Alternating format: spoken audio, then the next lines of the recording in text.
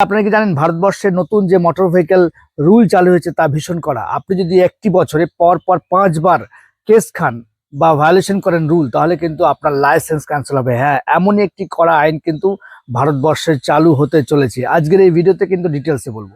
দেখুন, এতদিন পর্যন্ত বিভিন্ন যে মোটর ভেহিকেল রুলস ছিল তাতে ওভার স্পিডিং করলে, সিগন্যাল ভাঙলে, মদ খেয়ে গাড়ি চালালে, হেলমেট না থাকলে, বিভিন্ন কারণে ইন্স্যুরেন্স না থাকলে একটা ফাইন দিয়ে কিন্তু ছাড় পাওয়া যেত। কিন্তু নতুন ভেহিকেল এক ভীষণ করা এই ধরনের 24টা রুলস আছে, মাইনর এবং মেজর।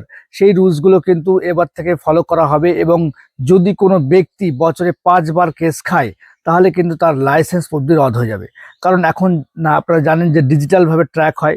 আপনি কতবার কেস খেয়েছেন, কি খেয়েছেন, সমস্ত কিছু আপনার নাম্বার প্লেট আছে সেগুলো যদি স্ক্যান করা যায় তাহলে কিন্তু সমস্ত কিছু বেরিয়ে আসে।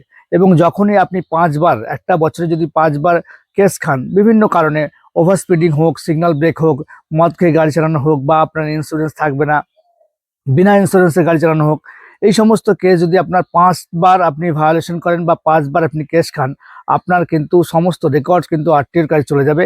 আরটিও আপনাকে শোকজ করবে এবং আপনি যদি তার সঠিক উত্তর না দিতে পারেন, আপনার লাইসেন্স কিন্তু এবার থেকে পুরোপুরি ক্যান্সেল হয়ে যাবে। সুতরাং সাবধানে গাড়ি চালাবেন এবং সবার জীবনকে সঠিকভাবে রক্ষা করবেন। Thank you.